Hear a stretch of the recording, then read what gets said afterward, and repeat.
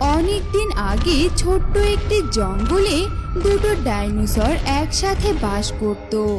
একদিন একটি ডাইনোসর দুটো ডিম পারলো। ওগো দেখো না, আমি কত সুন্দর দুটো ডিম পেড়েছি। দেখবে একদিন এই ডিম দুটো ফুটে সুন্দর দুটো ফুটফুটে ছানা বের হবে, তাই না? হ্যাঁ গিন্নি, তোমার কথাই যেন ঠিক হয়। শোনো গিন্নি, তুমি ডিমে বসে বসে তা দিতে থাকো, আমি তোমার জন্য একটা শিকার খুঁজে আনি যাতে তুমি বসে বসে খেতে পারো।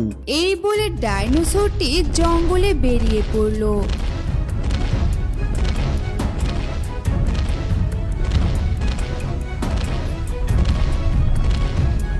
খুঁজতে খুঁজতে একসময় ডাইনোসরটি একটি শিকার দেখতে পেল আর বলল, আরে ওই তো একটা শিকার দেখতে পাচ্ছি, যাই শিকারটা ধরে গিন্নির কাছে নিয়ে যাই, গিন্নি দেখলে খুব খুশি হবে।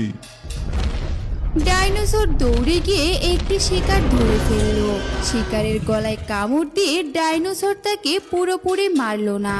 না, এই শিকারটাকে একেবারে মেরে ফেলা যাবে না, যাই জ্যান্ত শিকারটাকে গিন্নির কাছে নিয়ে যাই, গিন্নি মজা করে খেতে পারবে। এই বলে ডাইনোসর শিকারটিকে মুখে করে নিয়ে তার গুহার দিকে যেতে লাগলো। এইদিকে এক শিয়াল তখন জঙ্গলে খাবারের খোঁজ করছিল। ধুর, সে কখন থেকে শিকারের খোঁজ করে চলেছি, কিন্তু এখনো যে একটা শিকারও পেলাম না। এভাবে চললে তো না খেয়ে মরে পড়ে থাকবো। আরে এ কি, একটা ডাইনোসর দেখতে পাচ্ছি মনে হচ্ছে। যাই তো, একটু কাছে গিয়ে দেখি তো। শিয়াল কাছে যেতেই দেখলো ডাইনোসরটি একটি শিকারকে আধা মরা করে নিয়ে যাচ্ছে। এই দেখো, এখানে কি কাণ্ডটাই না ঘটেছে।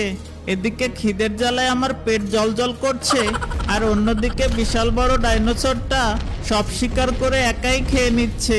না না না, এটা তো কিছুতেই মানা যায় না। যে করেই হোক ডাইনোসরের মুখের শিকারটা আমাকে খেতেই হবে। যেই ভাবা সেই কাজ, শিয়াল ডাইনোসরের পিছু নিল।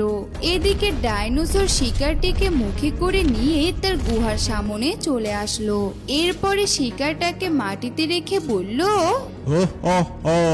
দেখো গিন্নি দেখো, তোমার জন্য আমি একটা হরিণ শিকার করে এনেছি, এসো গিন্নি একসাথে বসে শিকারটা খেয়ে নেই। কিন্তু আমি তো ডিমে তা দিচ্ছি।